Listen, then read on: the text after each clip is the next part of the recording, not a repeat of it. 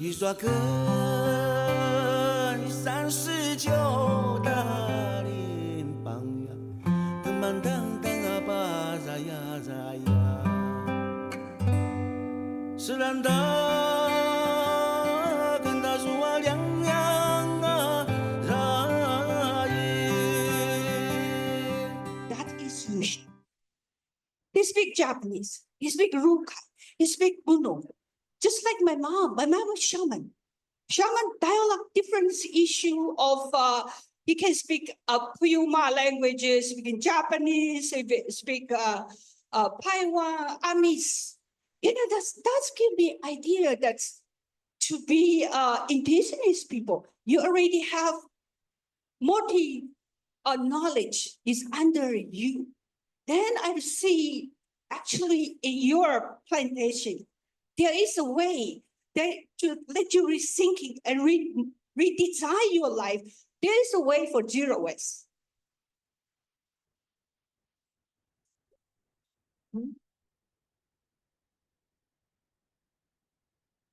Okay. Okay. Indigenous based in the forest, based in the way up the mountain. But if you can understand it, how do they survive when it's typhoon? They've been remembrance about Taiwan's have typhoon, we have earthquake. But can you imagine when it's a landslide, there's a full rain, how these people survive in the forest? And there's a way. How do you preserve your food? Just using a simple way of smoke. So this is the way all the indigenous people that they use smoke all the food. For example, you can smoke all your food, including meat, when the hunter in the forest hunt for a few days, all the food to preserve in smoke. So when you see the people, especially urban city people, when it's typhoon, they rush to the convenience store to buy all the things, all the vegetable, right? But we don't, because we already know where is your Google map for your forage, for your vegetable. So that's, oh, there is a vegetable and I can go get it. There is a fresh water. There's a stream water. We don't buy water. We don't buy just like you are polluting all the water. Oh, my father always told me, there is a water, a stream out from the stone. Go get it. And treasures blessing the water from where you get it. So you mean the whole forest is getting all the things that you need. So when my father just bare his shoes, he said, this is my shoes. So we all wear plastic and everything. He said, this is my healthy shoes I can get. We go hunting in the forest, no shoes. Can you imagine the feeling that he's understanding his land, his land of cystic, that he know this land is sick or he know this land is too dry. Okay, so you can see my PhD study in English. So I try to concur as a Rukai people still study. So if my English is no good, please help me.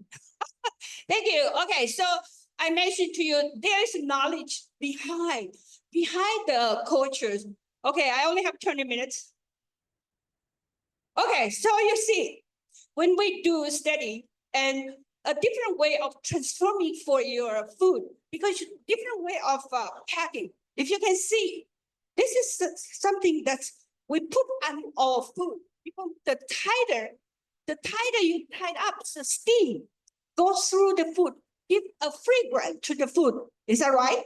So that's why how my ancestors know the food of packing, because the fiber of the food, the tighter up, the steam goes through, they bring all the fragrance. Oh, then I say, oh, how am I ancestor know to using all different kind of food? So you can see the tighter you put different kind of fiber, actually is the energy of the heat transfer the tighters, the way that's cooked, the heat, the better. So, okay, so if you have my, you will be in my community of Dharma, we still have this kind of ichibi. That's all through, when I studied my article, it's actually from the Japanese when he's colonial periods. He come to my in the way up the best in the mountain. He said, these people must be related with this Pacific of Austronesian, like New Zealand, Maori, Hawaii, we're just back from Hawaii, and also Tahiti. And these people must be connected because they already become a very famous for luau or ahima or something. You can see we still very simple way, but this is the connection that's all the Austronesian way. Yes, you don't need to use any pot or cooking. You just need to heat the stone. Then here is your food already on your table. So you can imagine indigenous of zero waste is still something that's we have to really look back this different culture.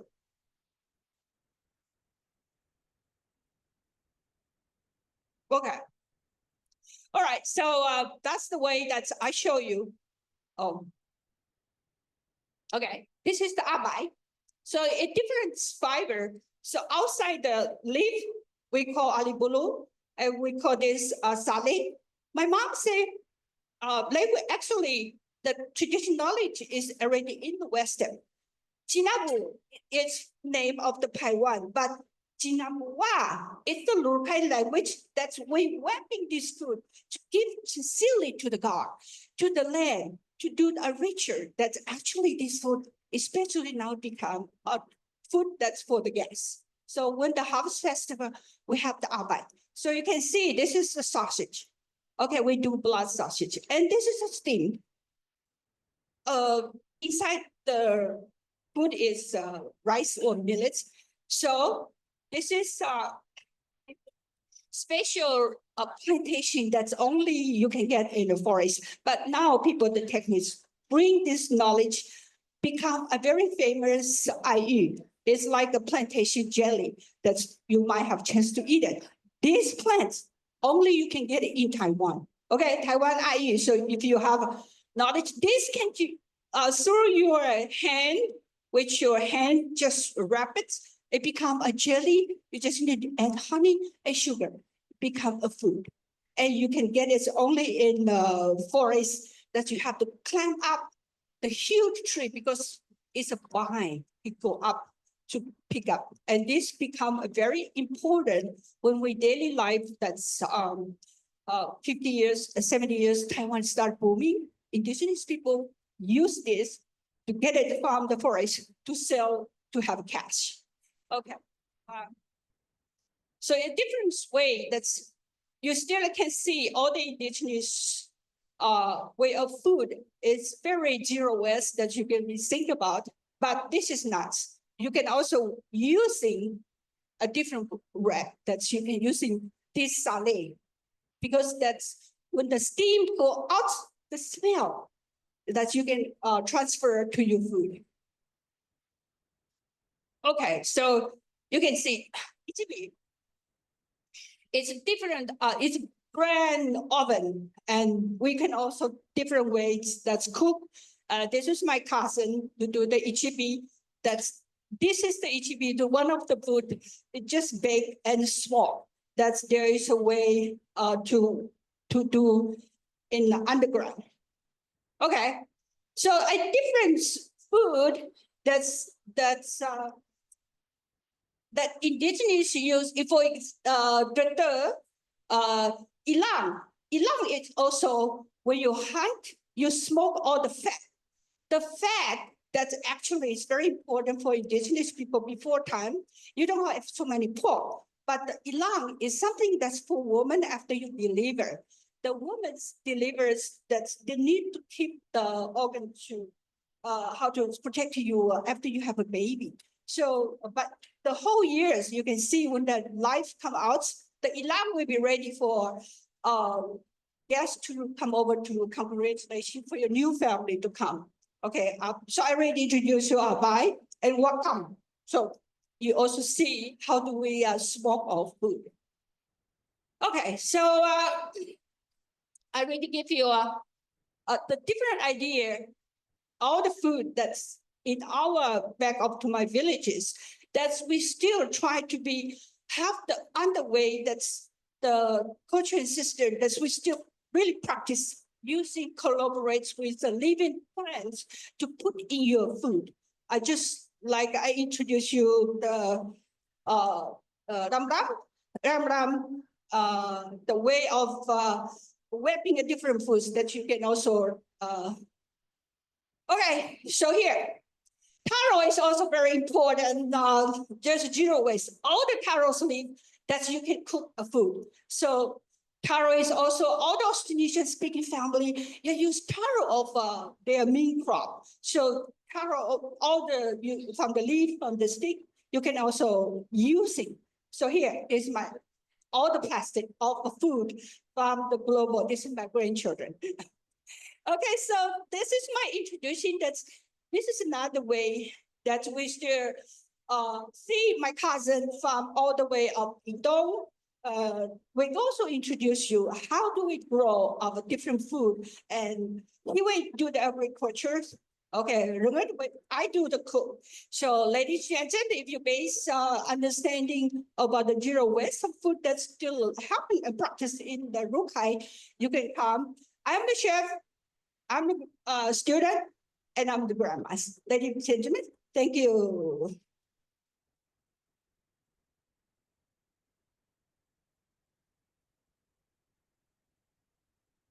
好，刚刚那个前面是卢凯族展现的是他会讲英文，我这个是卢凯族要展现的是会讲中文话。好，我要跟大家分享的就是在台湾的卢凯族的传统农业智慧。那我要特别说明，这样的一个农业行为啊，现在是进行式，不是过去的历史。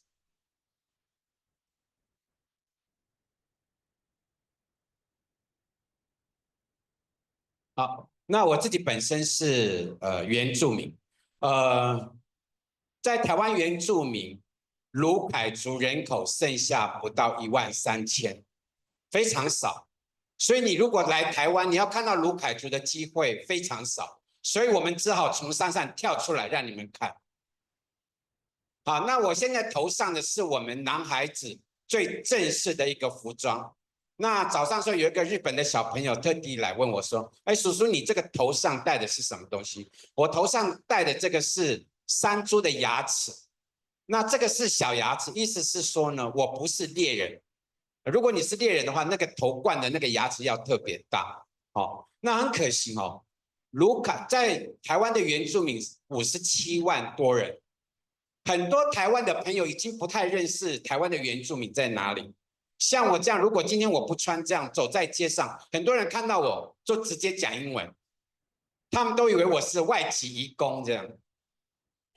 然后我比较喜欢到菲律宾去，因为到菲律宾我就是在地人，在台湾我就是外国人。那很高兴就是跟大家分享这个我们的农业。不太灵光哦。好，那我们先讲个故事，在88水灾的时候，这是一个部落。然后因为那个88水灾的雨水太大，我们知道哈，这个灾害会有2个原因发生。第一个就是本身自然是不可抗拒，水太大。第二个呢，可能是后来的建设影响了整个的这个环境。但是呢，在原乡的部落哦，如果有什么建设，通常是你要有证照。所以只有外面的人才能够承包当地的建设，所以因为他们不太懂在地环境怎么样去符合他的这个建设，所以呢，当时这个每一户人家，对不起，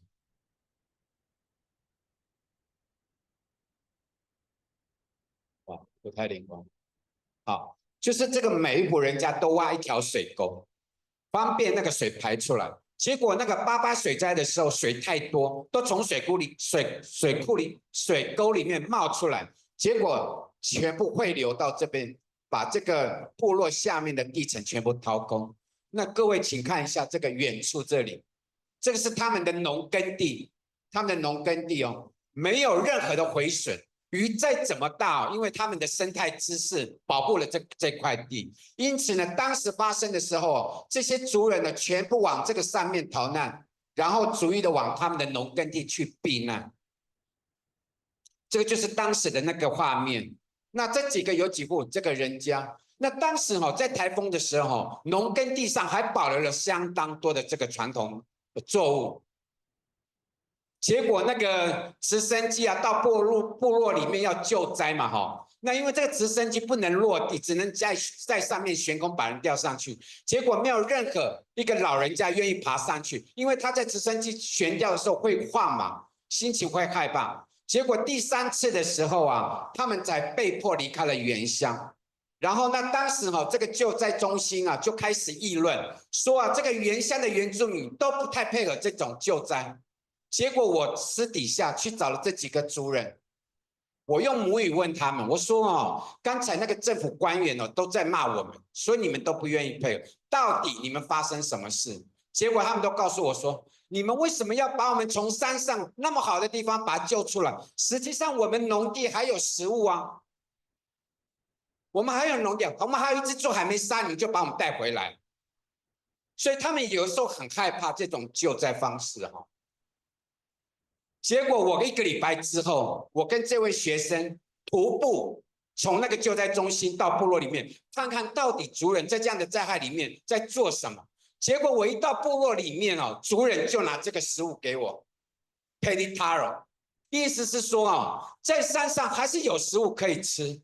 结果我们都在丢那个泡面，有没有？外面的物资，老人家不太喜欢吃泡面，结果那个物资都是空投嘛，哈。那老人家就说啊，你们丢的那个泡面都被猴子拿去了，我们都拿不到。然后我在路上的时候碰到这个妈妈，我说啊，最近哦灾害这么严重，你们都吃什么？结果这个妈妈就拿了这个小米食物给我看，她说这个就是我们吃的东西。那我要说的是，原住民保留了这么多样性的作物，在极端气候的现状下，我们都还是可以过活。好，我们过去的原住民的生活大概就是这样，狩猎。然后呢，因为殖民的关系啊，我们的生活慢慢开始变化。好，日治时代，然后国民政府，那现在我们面临的是政府的政策也改变我们。再来就是现在的极端气候，甚至现在的这个产业观光要经济发展，这都影响了我们现在的生活方式。尤其在日治时代，迫使我们要种水稻，就有很多传统作物的种源不见了。还有经济产业发展，好像高丽菜，现在很多高山都种高丽菜。想想看哦，如果发生灾害的时候，你有可能1个礼拜都天天都吃高丽菜吗？不可能嘛。好，我们今天要介绍的是在屏东县有一个鲁凯族，这是屏东哦，这个屏东，这个是高雄，这是台东哦，人口不到13000的鲁凯族哦，剩下13000。好，那我们雾台呢，就是在屏东这里哦，屏东这里。好，雾台到今天呢没有迁移过。为什么它能够还保留完整的文化跟传统农业？在日治时代有迫使那个布农族跟泰雅族从山上迁移下来，有没有？文化、生活方式都改变了，但是呢，雾台一直没有离开过，所以我们还能够看到完整的这个。除了建筑物有改变以外，其实在它附近的农耕地啊都没有什么变化。好，那他们选择的位置啊，大概都是在这个山的腰带的地方。其实它有这个生态的选择啊。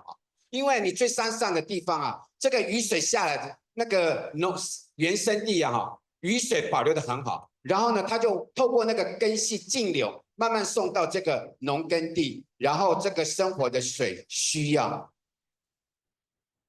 好，我们来看一下他们农业跟环境的利用哈。那现在这几个是我们看到的传统农业。那刚刚大家有没有吃到那个芭蕉？有，好不好吃？芭蕉对你们来讲是什么？水果，对不对？但是来看一下这个，香蕉对鲁凯族来讲，它是粮食，所以我们不会等到它熟了之后才送给人家。我们通常都是绿色的时候就送给别人，因为我们都是削皮，然后跟地瓜一起吃。现在气候越来越温暖，对不对？那个马铃薯它的产量也越来越少，未来可能会取代马铃薯的食物就是这个香蕉，赶快回去适应吃，学着吃。好，那我们在讲传统农业的时候，到底它的定义是什么？实际上就是这群人在这里代代相传，把他在这里尝试的种植方式，什么样的作物在这里高山热的地方比较适合的，经过筛选之后，成为我们代代相传的知识，这个就是我们讲的传统农业。那一般我们讲的传统农业，主要是以自给自足，就是我种的量是足够我饱足。我们不会想说我要多种，然后出去卖。我讲一个例子，有一个妈妈去她田里面，哇，结果她田里面刚好那个时候长出了10颗的这个南瓜，她就很开心，就摘了这10颗南瓜。因为我们都走路嘛，徒步，结果这个妈妈摘了10颗南瓜，回到家剩下一个，请问就跑哪里去了？送给人家。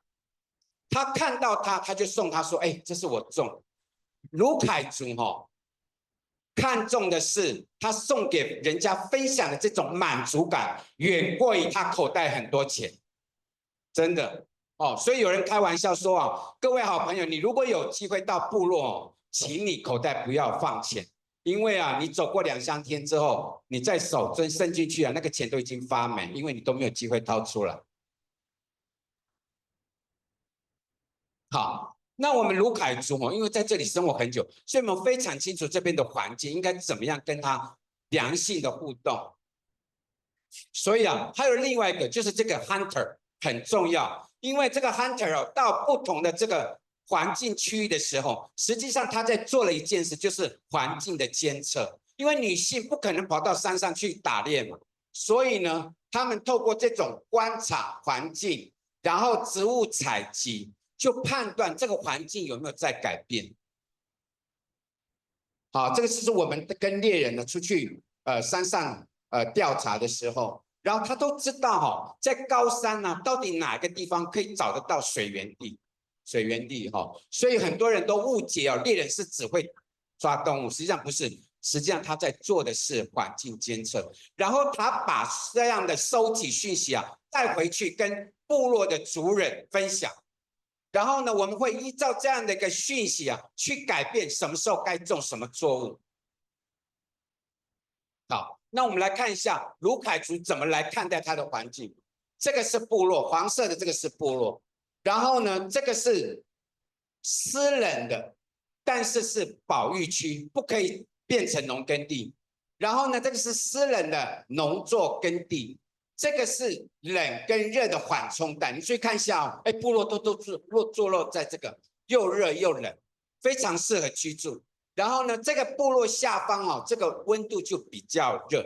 这样的一个依据是根据什么？根据它的体感。因为当我们在工作的时候，手跟土壤接触的时候，我们会感受到这边比较温热，那边比较湿冷。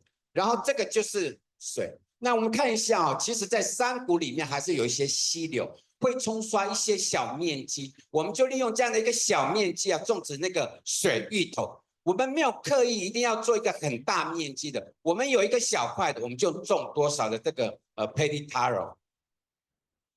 好，那我们的那农耕地的类型有这个，一个是水田，一个是旱地。那我们旱地的这种种植都是 mix， 都是混作栽培，有这个小米混作栽培。旱芋头混作栽培，这个花生混作栽培，这个地瓜混作栽培。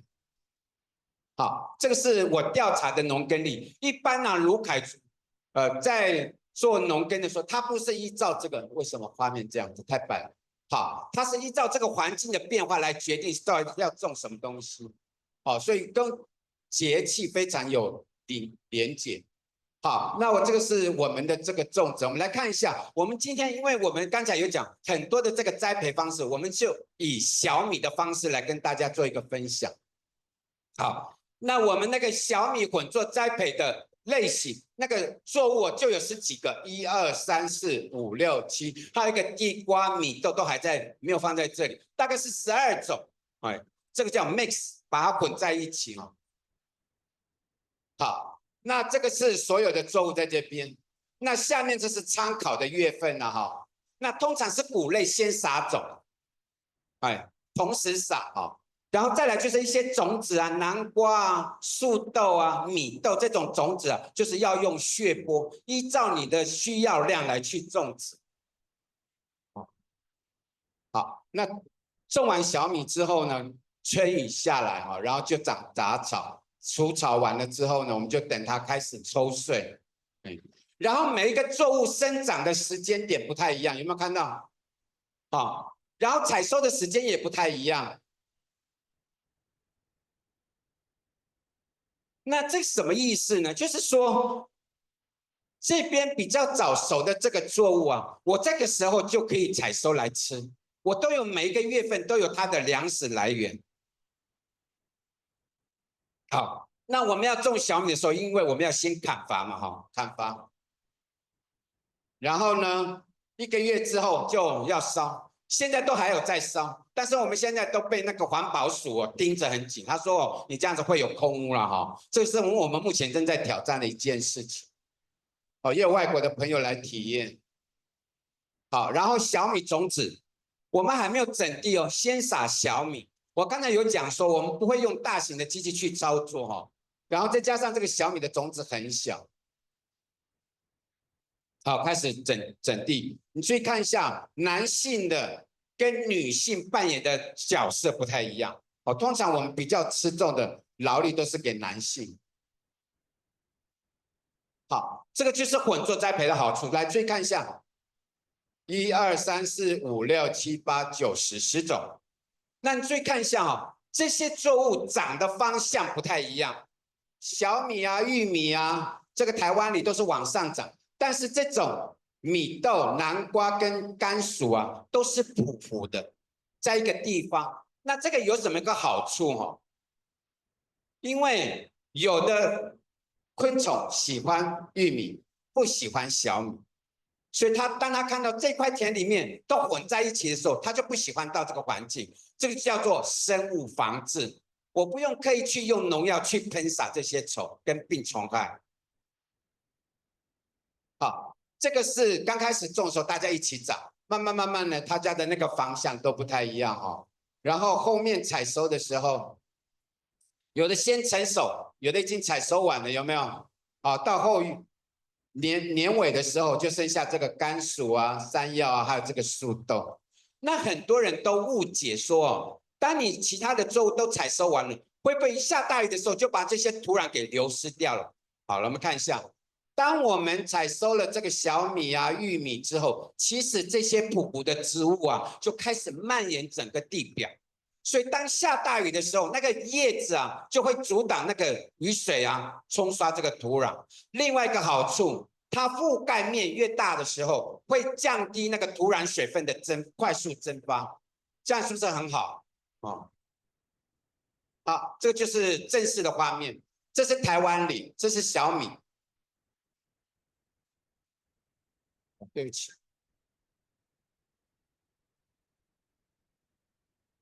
好，这是台湾里小米了哈，然后其他还有这个其他的作物，但是哦，现在有很多商人啊，都说啊，山上的环境这么好，为什么不一个单一栽培作物大量生产来赚取这个金钱哦？结果造成了很多病虫害。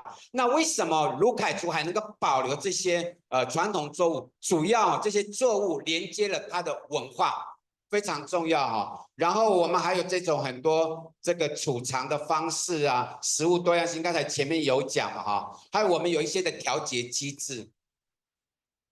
好，这个是我们的文化。如果一个人哦，每年种的这个小米的收成量可以达到120把的话，我们会举行一个小米复种的活动，然后请部落的人全部从田里面搬回部落。那如果这样在农业上的技术非常好的人，我们就赐予他佩戴这个小米的荣耀头饰。所以啊，你在路上佩戴这个头饰的时候，人家一定会啧啧称奇，说哇，这个人的技术真好。那如果有人称赞你，你是不是走路会抬头挺胸？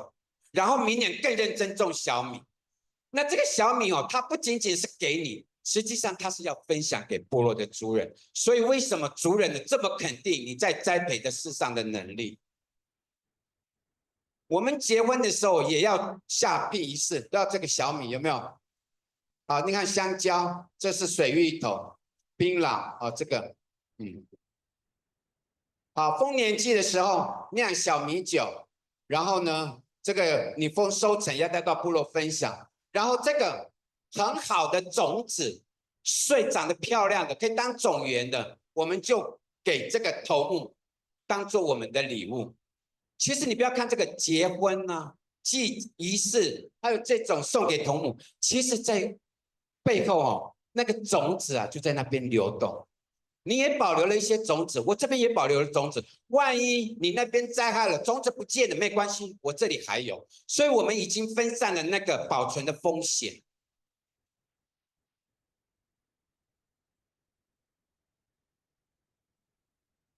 好，那我要分享的就是说，在原住民这边，因为有这种分享的机制，所以啊，我们把作物啊分散给大家保存起来。这样的话，而且这种在现地保存的好处就是说，它会不断的去适应每年这种气候温度的改变。哦，所以这个就是我们在我们部落里面目前一直有在操作的这个传统农业，我们没有用大型的机械去改变这个环境，而是用最粗浅的这种劳力方式去浅根性的来保护我们所在的环境。那这个是以上我跟大家的分享，谢谢大家。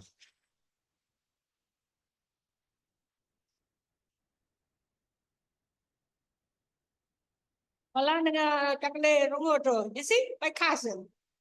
That's so we are the treasure for 12,000, 30,000 populations. That's welcome. That's why we based in the Darumak. That if you have a chance to continue join us. Okay, so next with our friend. That's東帝汶. Okay, so all the knowledge that's we continue together, then we will have Q&A, so welcome again. Okay, welcome.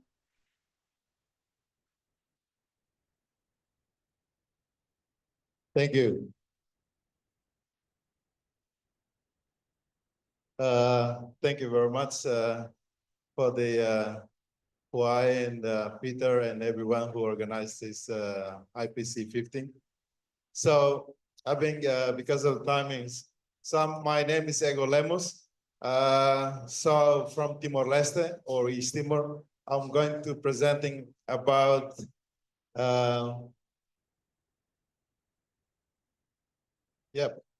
So I'm going to sharing a little bit about the traditional East Timor's wisdom and permaculture, and look at from how permaculture can be adopted from traditional wisdom of Timor. So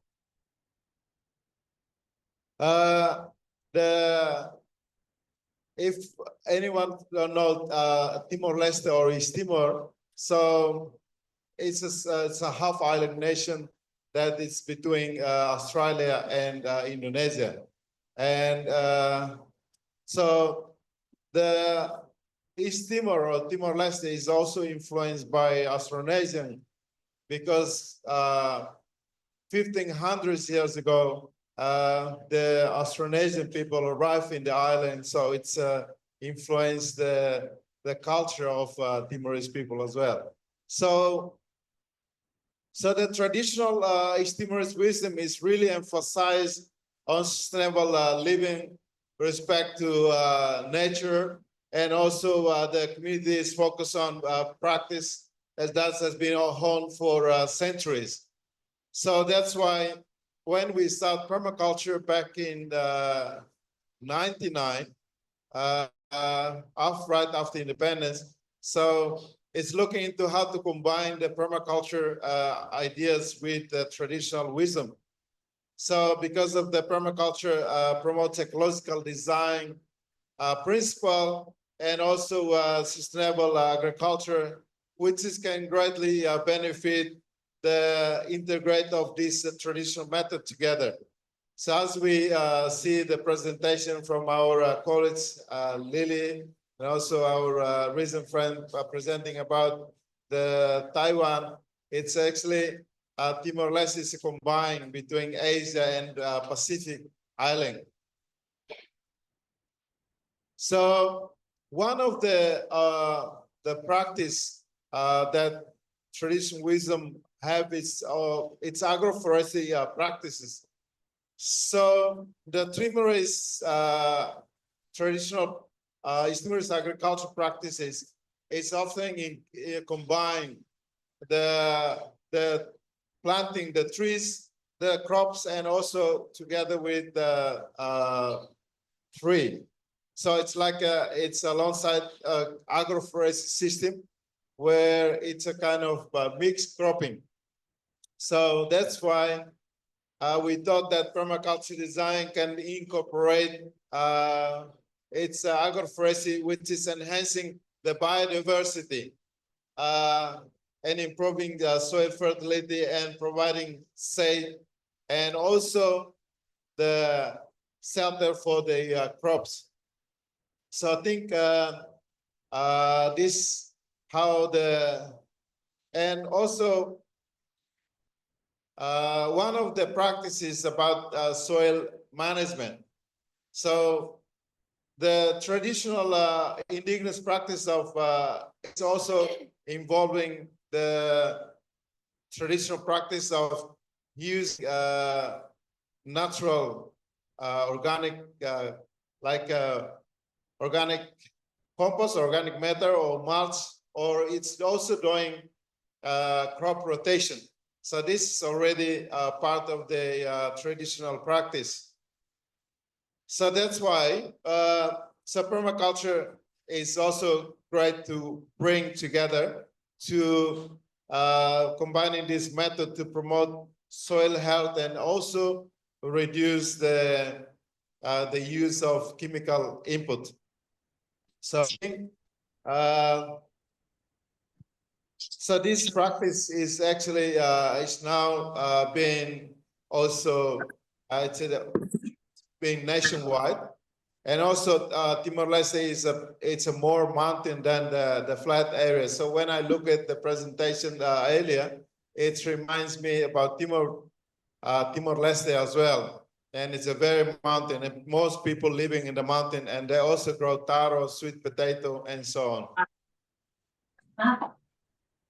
So, and also one of the practices about water preservation technique. So in this, the traditional practice, the Timorese people, it's been known for implementing water conservation because in Timor, the traditional water preservation is combining water buffalo. So water buffalo is creating a swamp in the mountain areas, and then the swamp become recharging basin. When the rains comes, it's recharge water into the aquifer and feeding into the natural springs.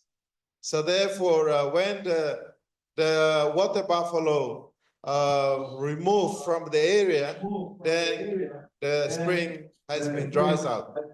So again, this knowledge that now we're reviving, using this to implementing the program called Planting Water, which is now covering over 700 communities across Timor-Leste, which is try to revive the natural spring by using the traditional practices. So, and also it's a local group. Varieties is also talking about the seeds, local seed preservation, because the Timorese farmers, they rely very much on the local seeds, but it's also, as the earlier presentation was mentioned about the importance of local cities related to the as the identity, cultural identity. So same as in Timor-Leste. Also, its seeds is very passing on from the generation to generation. But because of the influence of the Green Revolution back in 1960s, during the Portuguese colony time, and then after we also occupied by Indonesian for 24 years, and now the seeds, the local seeds, starting to get lost.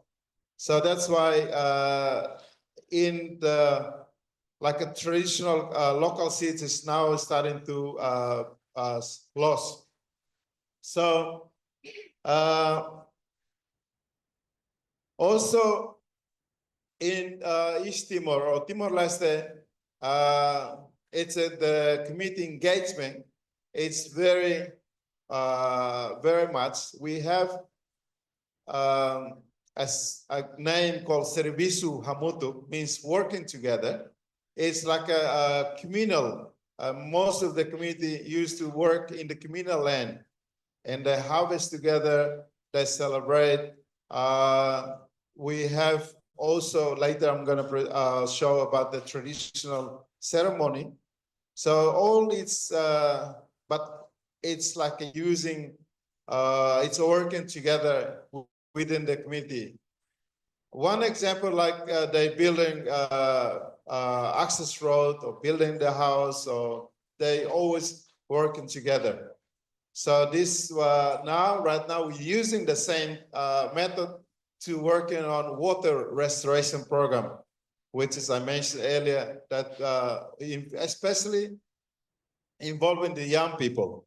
So I think because Timor-Leste is a half island nation, now the permaculture youth movement is quite big in East Timor. It's every year many thousands of young people involving in permaculture youth camp. So and try to engaging the community working together. And also it's in East Timor,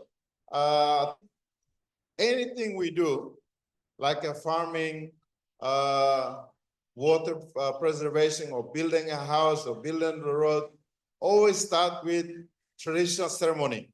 So we have to ask the elder from different tribe to do a ritual ceremony, to ask permission from the land, the guardian of the land, before we start in the work.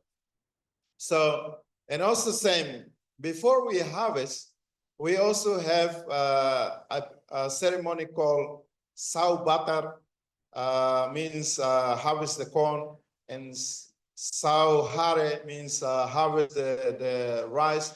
So usually using the traditional ceremony before we eat. So some those elders who they usually do that, they don't eat those crops before it actually goes through the ritual ceremony. So that's the belief. So right now we incorporate these practices. Every event we do, activities like a permaculture youth camp, we're starting with ritual ceremony. So involving the whole tribe and the elder to do the ritual ceremony, and then welcome the participant, and then so that the participant will be looking after by the nature. So that's why everyone is safe, they don't get sick. And then before they left the area, they receiving again kind of a blessing from the elder, so that they get home safely. So something like that. And also in traditional East Timorese practice is also promote biodiversity, combining plants with animals.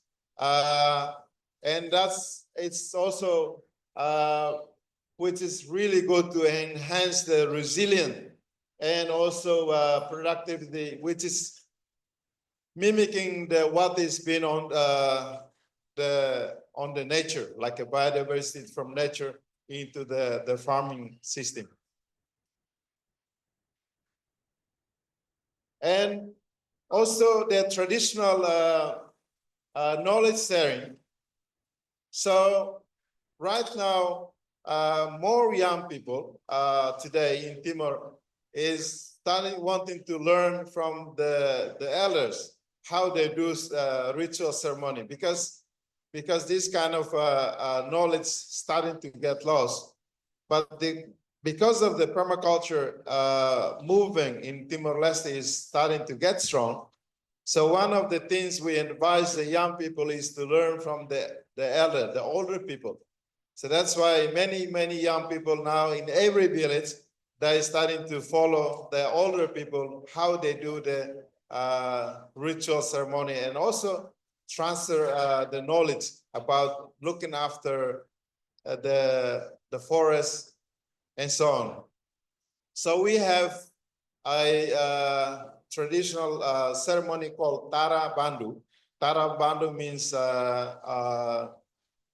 they using this ceremony to protect a whole area for people do not hunting or cut down the forest or burning. So this, because of it, we're living in the modern society, so people starting to don't believe in this kind of what's it called? It's prohibited. So now still many young people, they for instance, they have the spring dries out because of the cutting down the forests, but because of lack of respect to the local spring. So that's why the traditional knowledge sharing is very important. So before I conclude, I just want to say that permaculture started in Timor, East Timor is about 24 years ago, the organization, but the practices, as I mentioned, like it's been there for a long time. So the good thing about what happened in East Timor, that right now, the government, especially Ministry of Education, is adopted permaculture into the national curriculum for all primary school, become compulsory subject. And now I'm working on the curriculum for middle school, which is approved by the government 3 months ago, which is now the permaculture is embedded in the national curriculum for the whole country. And also, thank you. And also we have the biggest, I think the biggest permaculture youth movement on earth. Yeah, thank you.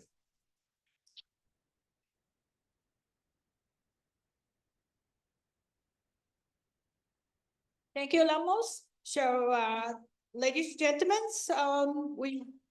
we all the speakers will become friends for Q&A. So next we welcome from Japan, Kiyokazu.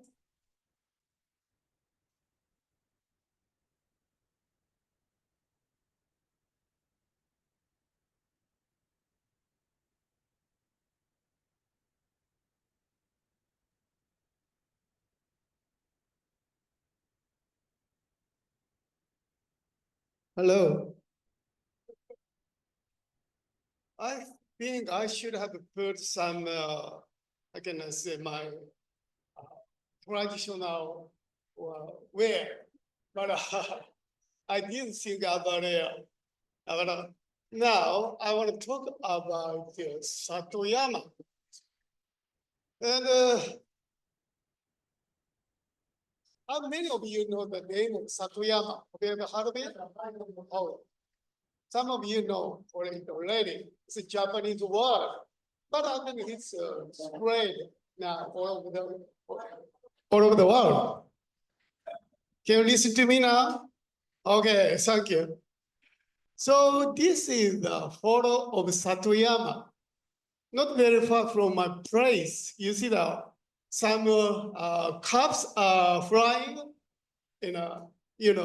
These are cups. This is a kind of celebration for children. We have this celebration in May. There are so many cherry blossoms underneath. And so it means that culture and nature, I think they are very, very well mixed in a harmonious way. This is how Satoyama is created in a permaculture, in a Japanese culture.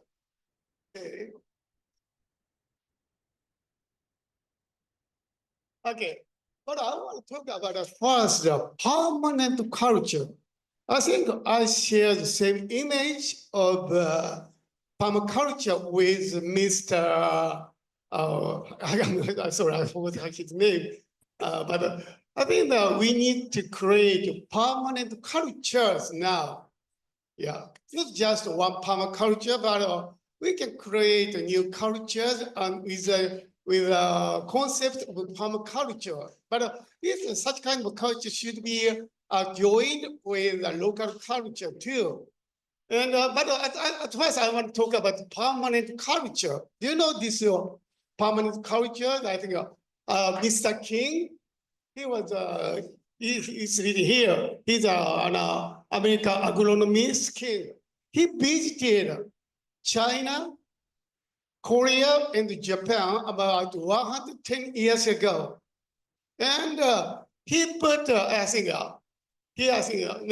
he found that, I think at that time, I think the agriculture in the United States had a great problem because soil has gone. I mean, soil is very well, it's not very well maintained, and they could not have the same production as before. So he came to these three countries. He did a research about how the people can produce enough food after using the soil more than 4,000 years.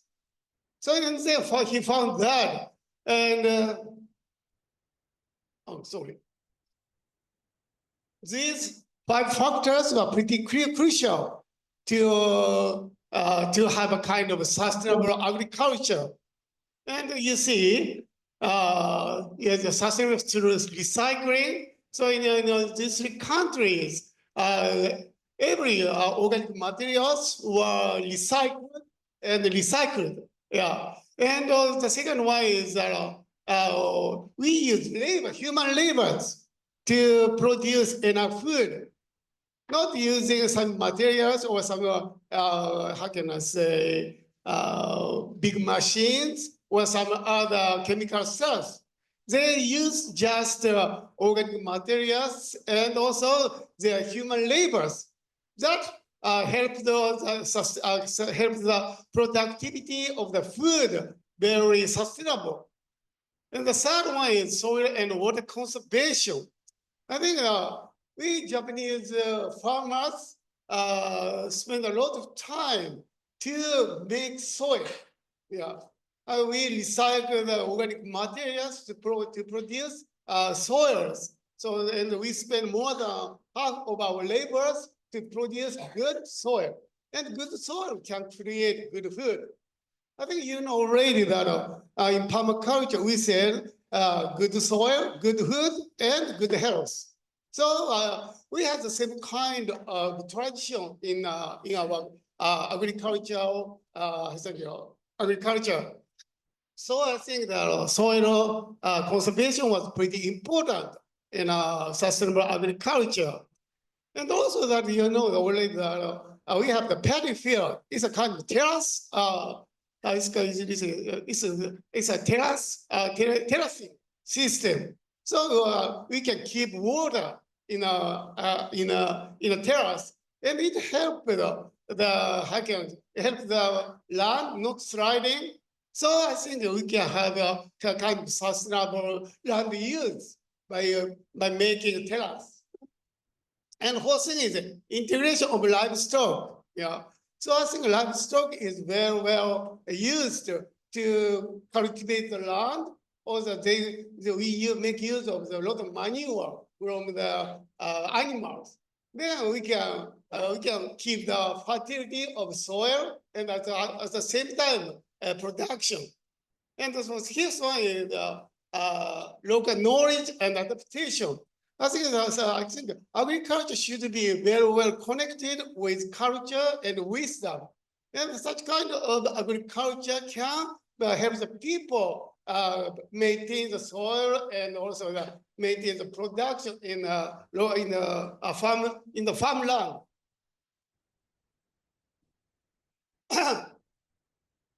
And so Mr. King recognized the value of indigenous culture of East Asian countries, establishing an ecosystem that could sustain and enrich both human life and nature. This is his conclusion. Have you ever read his book, Farmers for 40 Centuries? How many of you have read already that? That book. Yeah, not many of you, but it's a very good book to know the very sustainable agriculture method. And now I want to talk about Satoyama. Yeah. So maybe the word of Satoyama is not very old. It was coined about 50 years ago. Yeah. But we have this Satoyama system for more than 40 centuries. And this Satoyama system was very, how can I say, performed a very important role for making agriculture sustainable. Yeah. And this is a typical landscape of the Satoyama area. You know, the Japan is covered, 80% of Japanese land is covered mountain. So to cooperate with mountain is pretty critical to make our life sustainable. We got a lot of, how can I say, energy resource and food resource from mountain. And then we should cooperate with nature in mountainous areas for supporting our life. And you see, sorry. And in this area, it was separated for 3 parts. First part is a kind of residential area. You see a lot of houses are here. This is a residential area called Sato. And then around this Sato, we have a kind of field for producing food. Yeah, this is called Nora area. So at the center we have Sato area, and around the Sato we have Nora area. And the Sato area is a mountainous area. But a mountainous area was separated into 2 parts. One area is Satoyama. So at the periphery, at the periphery of people's area, we have Satoyama. And it served as a kind of a buffering zone to support human life and also to support wildlife at the same time.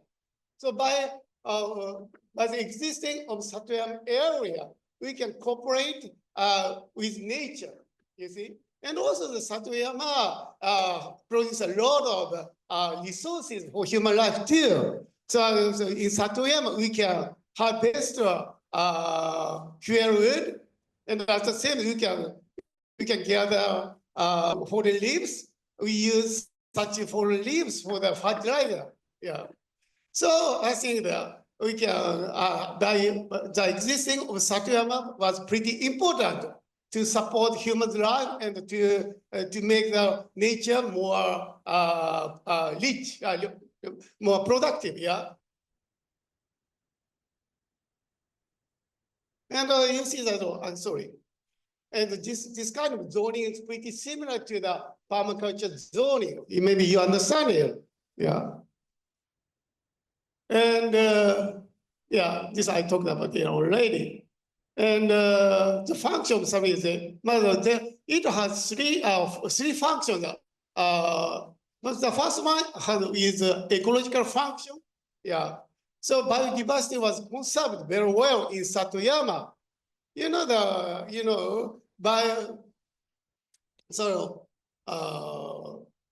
Humans get in the Satoyama. As I told you, we've harvested a lot of firewood and also the fallen leaves. And such kind of activities help to keep the biodiversity in a Satoyama area. So in Satoyama area, we see a lot of variety of plants growing in Satoyama area. And then water management is the Satoyama has a very important role also. As I told you, we had a kind of terracing system for the paddy field that keep a lot of water even in a slope of mountains, and it also helped to keep to not having a landslide in a mountainous area. And also the soil fatigue, as I told you, that by using fallen leaves or some how can I say, grasses that were cut and brought into the field, and then they help they are used for as a kind of organic fertilizer. And climate regulation is also important. Yeah, as I told you that such kind of using terracing, and it keeps the climate very stable. So in these four functions, I think the Satoyama was pretty important. The next one is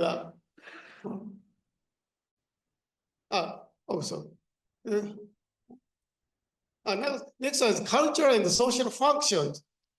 As Satoyama worked as a common place, yeah, and they cooperate to keep Satoyama productive. Yeah, so they cooperate. The people living around Satoyama cooperate, and that makes a sense of community between them. So I think to keep community more, how can I say, more that keeps community more close. I think the Satoyama performed a very important role too. Yeah, and also as I read here, the landscapes can help. Let me see. Yeah, spiritual aspects of Satoyama was pretty important. I wanna emphasize this spiritual aspect of Satoyama now. Satoyama, as I told you, Satoyama performed a very important role for more than 40 centuries. Even that, the idea of Satoyama was coined by two spiritual tendencies. I mean, one is based on Shintoism. This is a kind of religion based on animism developed in Japan. And the second one is Buddhism.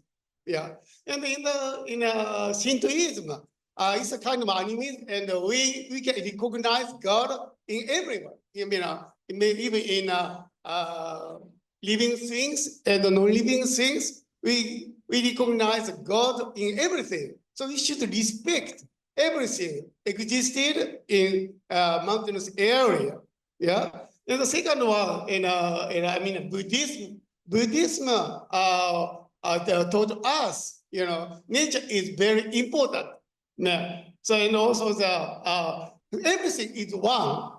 Yeah. So we are not separated from people are not separated from nature, but the people is one, and we are always connected with nature. So we have to think that we are in the oneness between people and nature. So here in the existence of Satoyama urges the people to recognize the importance of nature and avoid the behavior that could harm and disturb the function of nature, which help to constitute a sustainable culture. So the existence of Satoyama was pretty important to make up the very sustainable culture in Japan.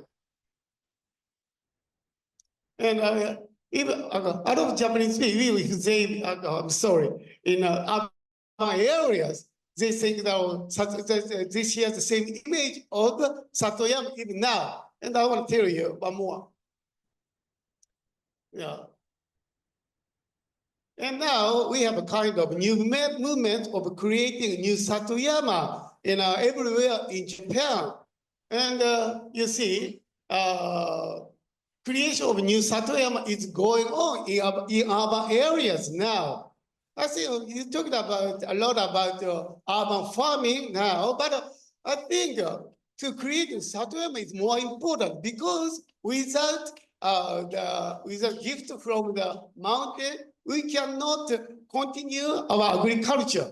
So it's pretty important to have Satoyama close to farmland. So I think so a lot of people, especially the graduates from my school, started to create a new Satoyama in urban areas, such as this one. This one is located at in the urban area, yeah. And but you see a lot of people get together and like commons. And now this part is I can now have a role to connect people and nature. And then I think in permaculture conversion, my project will talk about it more in detail. And this one is a project of edible forest project in Hamamatsu area, in urban areas too. And they started creating edible forest. But edible forest is a kind of Satoyama. Yeah, so it is created now in many parts of Japan now. And also this is my project, and we create a Satoyama in schools. You see that we use the rooftop for creating a Satoyama in Tokyo area. Yeah. And also I think now I try to join this how can I say Satoyama, I mean indigenous culture and permaculture together at my school. The people, I mean students, commit to this Satoyama area, and they study, they learn how to keep the Satoyama area in a local area. And he's a guy who keeps who kept their traditional lifestyle and who kept a lot of millets. He kept more than 20 kinds of millets in his field, but he died about two months ago. But now, graduate from my school, she's a lady, but she moved to his place. She succeeded. She decided to succeed the culture the guy had. And now she works in the field, and also he put one more idea about creating a new Satoyama. So she used that millet to create these kind of cookies and some other sweets, and they sell. Yeah. So in this way, now Satoyama is revitalizing in many aspects in many areas in Japan. Sorry. So this is the end of my presentation.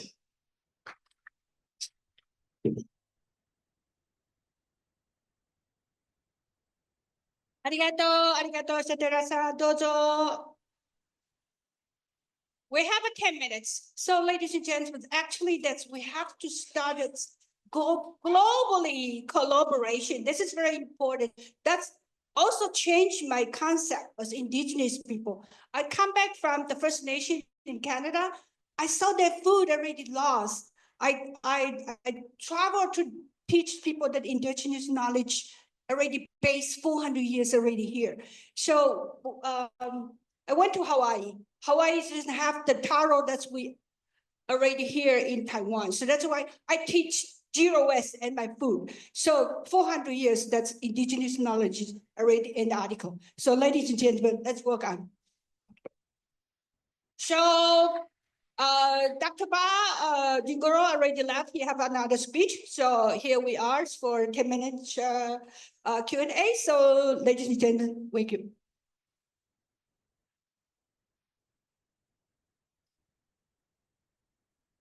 Please quick, otherwise our food will cook, we cold.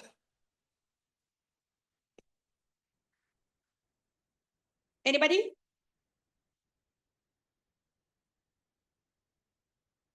Okay, one.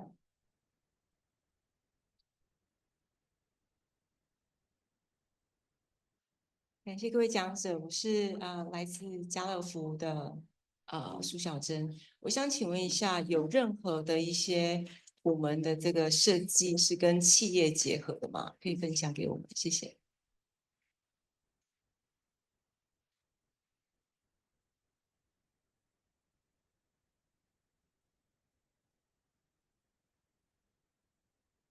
The question is any permaculture designer that is more concept designed by the industry or big mass of company? Have idea? Homegrown, he already mentioned on the picture. Okay, I have one example.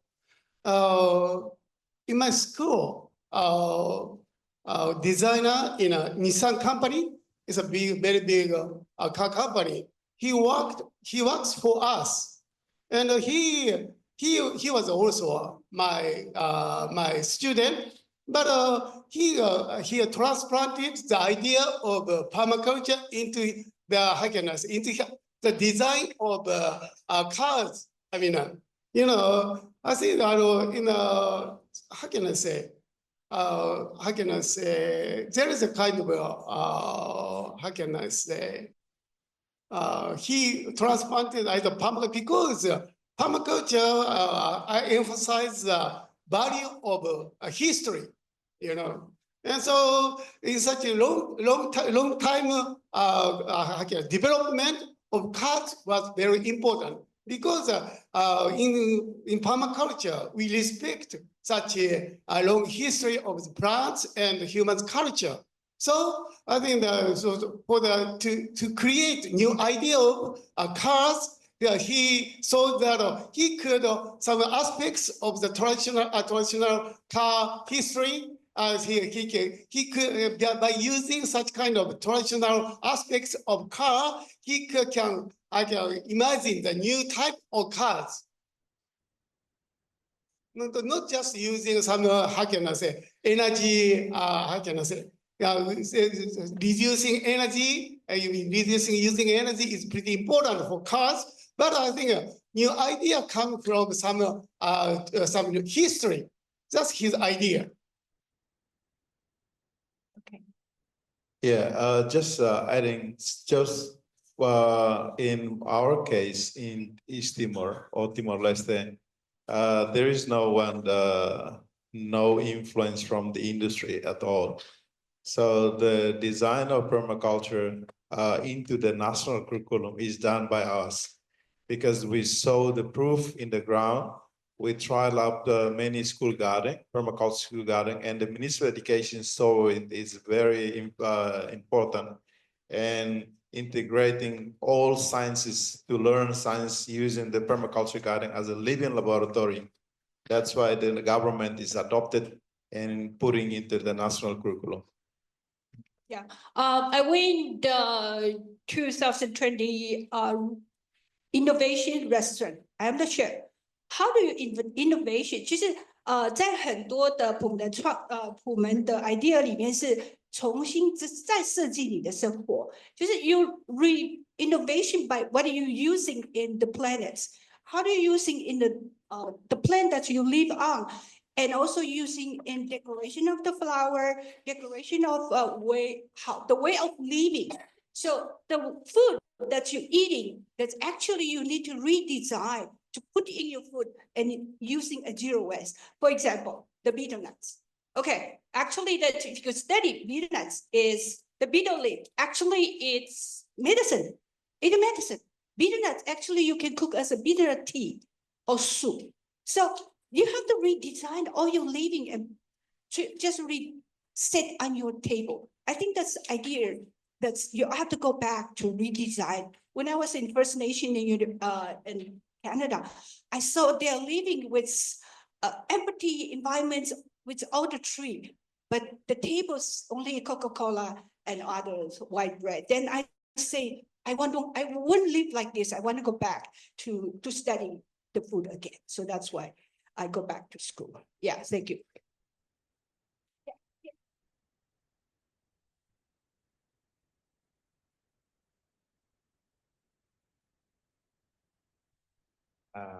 你们好，欢迎来到高雄，台湾。现在可能是全世界频率最高的一个城市，然后希望你们可以好好的参观享受。那我有一些问题，就我计划去参选2年后的高雄市长，对吧？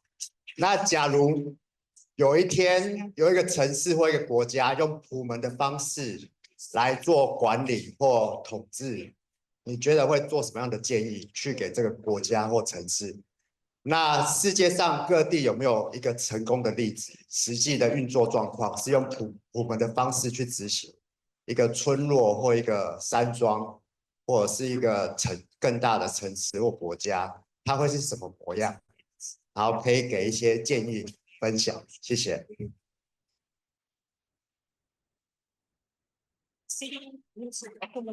Permaculture's idea. Yeah, do you want to run for mayor? Oh, 2 years.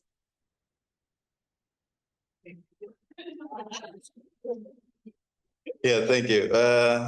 I don't have much ideas, but I think from my point of view, my own experience is if we want to influence other people, at least we have to change from ourselves. We have to show the proof that permaculture ideas is working. So that's why if we just talking without showing the proof, then people won't listen to us. So that's my advice. So if you before you run as a mayor, I think it's good to link up to all the permaculture moving in Taiwan that have great ideas. So when you become a leader of one as a mayor, I think it could influence the policy of the local government. Thank you.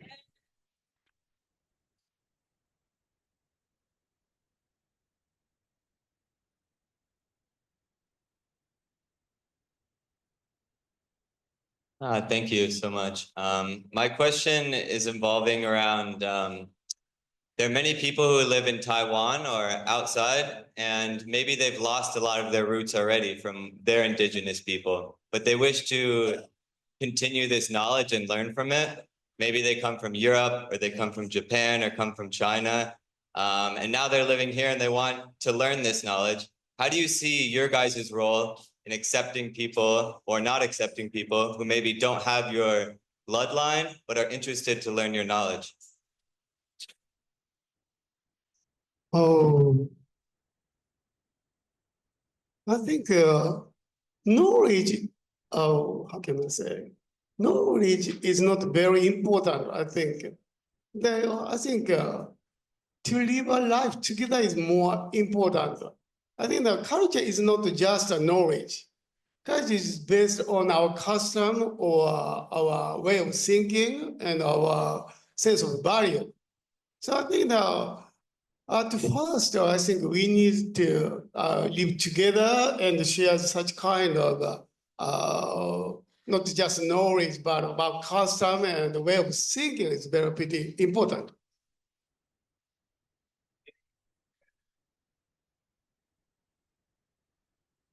Yeah, we do share this knowledge. That's why open my community, and even I open for Ufer to working holiday at my house. The base at my house, I forge through the forest and teach them different forest plantation and way of difference. And people really appreciate that. So I think that's to knowing somebody who know this knowledge and behind. This is very important. Then you can have base to live in a different community of Amis or different tribes. So you know there is a way of living that can change you. Okay. Okay, so ladies and gentlemen. Okay, if you're not, Eric,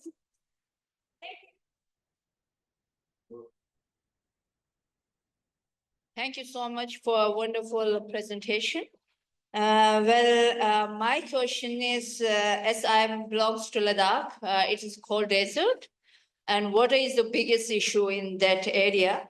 So regarding that, how are the techniques used for water conservation in your place? Thank you so much. Yeah, thank you for the question. Yeah, I think in my case, East Timor, because we are more mountain areas, and also during the Portuguese colony, all of the big forest has been taken out, log out. So, and then right now we lost the original forest.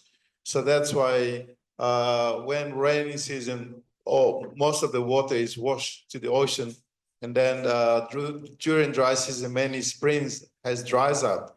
And this is impacting not, it's the whole community, and especially the women and children become a victim. So they have to walk long distance to collect water and up and down the hill. So that's why inspire us to support the Timorese young people.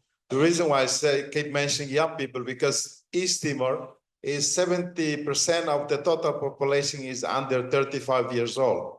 It's a very young country. So that's why permaculture activity program or vision in East Timor is engaging young people as much as we can, so that they become a change maker in their own communities. Thank you.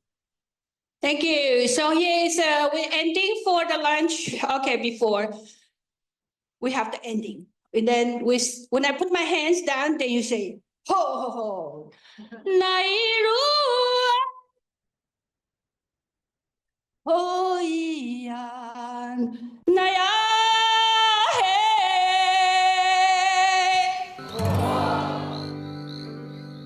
一刷歌。